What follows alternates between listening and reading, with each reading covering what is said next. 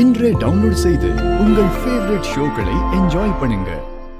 Sir எல்லாத்துலயுமே என்னமா கேள்வியை கேட்கலையம்மா நீ என்னமா என்ன எல்லாத்தையும் ரெடி பண்ணிட்டு வந்துட்டு போலயே.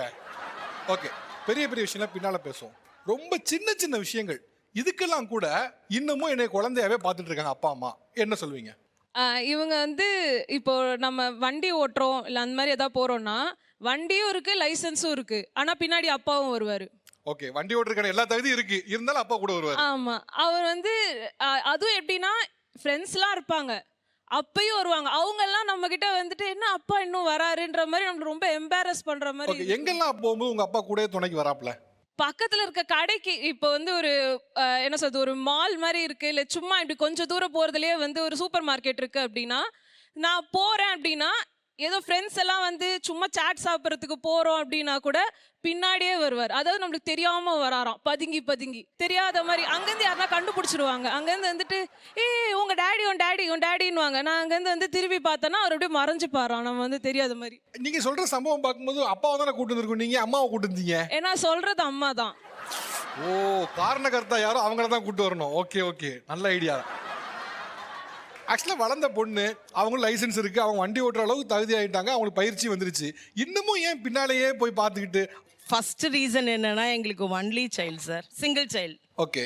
அப்புறம் என்னோட ஹஸ்பண்ட் பார்த்தீங்கன்னா இந்த விஷயம்தான் இல்லை, எல்லா விஷயத்துலையுமே அவருக்கு எல்லாமே கொஞ்சம் பயந்து பயந்து பயந்து பண்ணுறது தான். சரிம்மா, இப்போ வண்டி வாங்கின புதுசில் கொஞ்ச நாளைக்கு அவர் பின்னாலேயே போகிறது கூட புரிஞ்சுக்க முடியுது. ஓகே, இவ்வளோ நாள் ஆயிடுச்சு, இன்னமும் பின்னாலேயே போகணுமா என்ன? அவருக்கு அப்படியே சார், அது என்னமோ சார், அவர் இன்னைக்கும் அவளை அன்னைக்கு ஃபர்ஸ்ட் குழந்தையா பார்த்தாங்க. அவங்க உங்களை தான் கேள்றாங்க, அவரை சொல்லலை.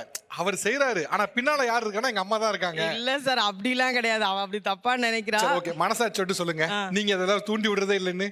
சொல்லுவேன் சார், ஆனா அப்பப்ப சொல்லுவேன். சின்ன விஷயம் எதுவா இருந்தாலும் உடனே நான் தான் போய் அதை நிக்கணும். இன்னும் ஏன் சார் காலேஜ் இப்போ பிஹெச்டி பண்றா சார், மேக்ஸ் பிஹெச்டி. ஆமா, இப்போ படிக்க பொண்ணு பின்னாலேயே கூடவே போயிட்டு சார். இப்பவும் அவளை நான் போய் ஏறிக்கிறேன், வண்டியில போயிட்டு நான் ஏறிக்கிறேன் அப்படின்னு சொன்னான்னு வச்சுக்கோங்களேன், அங்க எங்க வீட்டுக்கிட்டே தான் வருது, காலேஜ் பஸ்ஸே வருது, அங்கேயும் அவர் தான் போய் ஏற்றி விடுவார். ஆக்சுவலா நீங்க டாக்டரேட் படிக்கீங்கன்னு அம்மா சொன்னாங்க. டாக்டரேட் படிக்க பொண்ணை இன்னமும் குழந்தை மாதிரியே பாக்குறது உங்களுக்கு எவ்வளவு தர்ம சங்கடமா இருக்கு? ரொம்ப கஷ்டமா இருக்கும் சார். இப்போ நம்ம காலேஜ் எல்லாம் போகும்போது டாக்டரேட் படிக்கிறோம், ரிசர்ச் காலேஜ் எல்லாரையும் மேம்னு கூப்பிடுவாங்க. ஸோ மேம்னு கூப்பிடும்போது ஒருத்தவங்க பின்னாடியே ஃபோன் பண்ணி எங்கே இருக்கா என் குழந்தை, அதோ இங்கே தான் இருக்கா, அங்கே எங்கன்னா உட்காந்துக்கிட்டு சொல்லுவாங்க என் குழந்தை அதோ அந்த பிளாக்ல இருக்கா, என் குழந்தை அங்கே இருக்கா.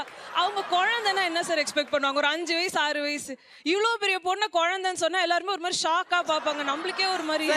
ஆனாமா, இப்போ எல்கேஜி யூகேஜி படிக்க பொண்ணை குழந்தைன்னு சொல்லலாம், ஆனா படிப்புலயே அந்த டொமைன்ல பெரிய டொமைன் பிஹெச்டி தான். டாக்டரேட்டுக்கு மேல ஒண்ணும் கிடையாது அந்த டொமைனை பொறுத்த வரைக்கும்.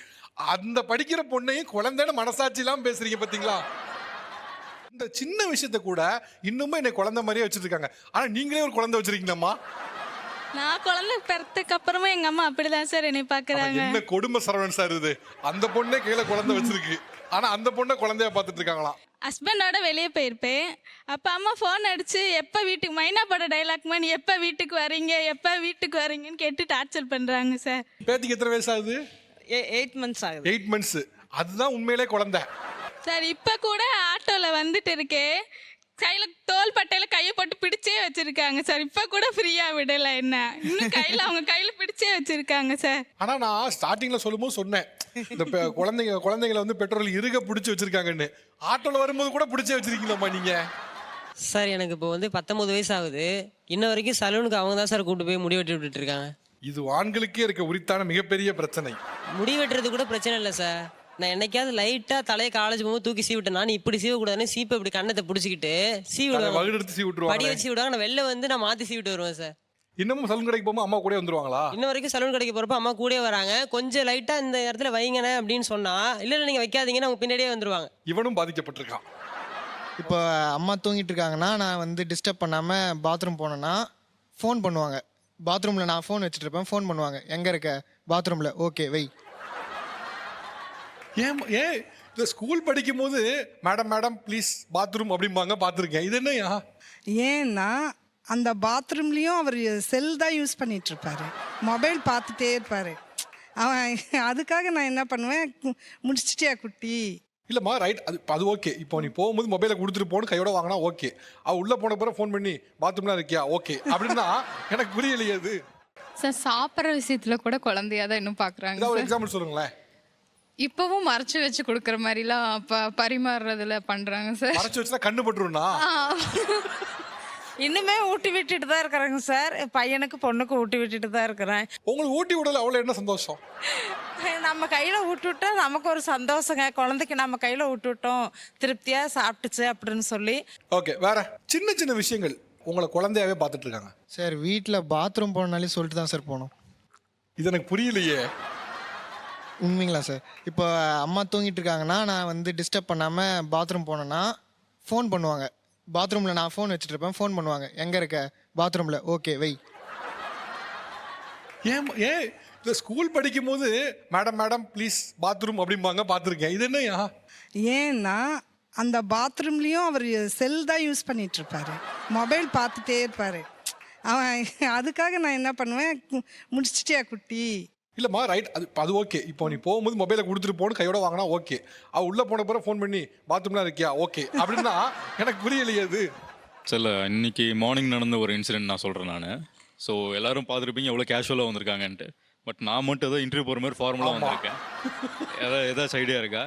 ஏன்னா நான் குளிச்சுட்டு வரதுக்கு முன்னாடியே நான் என்ன ட்ரெஸ் போடணும்னு அவங்க ஃபிக்ஸ் பண்ணி வச்சுட்டாங்க. ட்ரெஸ் அவங்க சூஸ் ஆமாம் அவங்க சூஸ் பண்ணது. ஈவன் நான் இங்கே மேலே ஸ்டேஜ் ஏற வரைக்கும் நான் ஃபுல் கப்ஸ் போட்டிருந்தேன். ஸோ இங்கே வந்த உடனே தான் நான் ஃபோல்ட் பண்ணி விட்டேன். எந்திரிக்க நிமிஷம். ஸோ இது எதுக்குன்னு எனக்கு சீரியஸாக புரியல. நீங்கள் வேணால் பார்த்தா தெரியும் எல்லாரும் எவ்வளோ கேஷுவலாக அவுட்டா நிற்காப்ல பாருங்க. நான் ஏதோ ஒரு இன்டர்வியூ போன மாதிரி வந்திருக்கேன். அவன் நேற்றுக்கே டிஷர்ட் ஒன்று எடுத்து வச்சான். டே வேணாம்டா, ஏற்கனவே உங்க அப்பா பேரு டிஷர்ட் ஜெயராஜ், நீ வேற டிஷர்ட் ஜெயராஜா? டிஷர்ட் ஜெயராஜ் சார் அவர் பேர். டிஷர்ட்டே தான் சார் போடுவாரு. கல்யாணத்து அன்னைக்கு தான் சார் கோட் ஷூட் போட்டாரு. அதனால சரி வேணாம்டா, அது உனக்கு பெட் நேம் ஆயிரும், அதனால நீட்டா வாசாமி அப்படின்னா சார். அப்புறம் நைட்டு ஒரு வாய்ஸ் மெசேஜ் போட்டேன் சார். என்னப்பா, அவன் 3 மணிக்கு தூங்கிட்டு இருந்தான் சார். தூங்கிட்டியா சாமின்னு ஒரு வாய்ஸ் மெசேஜ் போட்டேன். அப்போ அவன் என்ன சொல்லியிருக்கணும், தூங்கிட்டேன்னு சொல்லியிருக்கணும் இல்லை சார். எடுத்து காலையில் கிளம்பி வரும்போது அந்த காய்ச்சறான் சார். நான் அவனை குழந்தையா சரி தூங்கிட்டானோ இன்னும் செல் நோண்டிட்டு இருக்கானோ, சரி காலையில் ஷூட் போடணுமே அப்படின்னு சொல்லி ஒரு நல்ல இதில் கேட்டேன் சார். 3 மணிக்கு வாய்ஸ் நோட் போடுறீங்க? 3 மணிக்கு போட்டேன் சார். அவன் லாஸ்ட் சீன் பார்த்தேன் சார். அப்போ சொல்கிறான், பயங்கர டெக்னாலஜி அம்மாவா இருப்பாங்க போல, லாஸ்ட் சீன் பார்த்தாங்க வாய்ஸ் நோட் போட்டேங்கிறாங்க அப்படின்னு போட்டேன் சார். அப்புறம் காலையில் எந்திரிச்சு என்ன திட்டுன்னு திட்டிட்டு வந்தான் சார். ஏன்னா அவன் குறப்பிரசவம் சார். அவன் பிறந்தப்பயே 7 மாதம். நாளைக்கு வளைகாப்புனா இன்னைக்கு பிறந்துட்டான் சார். அப்போ என்ன பண்ணணும், கண்ணு கருத்தமாக தானே சார் பார்க்கணும். இன்னுமே ஒரு சின்ன இப்போ கூட ஸ்டெப்பில் பார்த்து வாப்பா, இப்போ கொஞ்சம் லேட் ஆச்சு தண்ணி குடிக்கிறியாப்பா, அவனுக்கு ஸ்நாக்ஸ் கொண்டு வந்திருக்கேன் சார். இப்போ லேட் ஆச்சு, ஷூட் லேட் ஆனா என்ன கொண்டு வந்திருக்கீங்க எடுங்க பாப்போம்.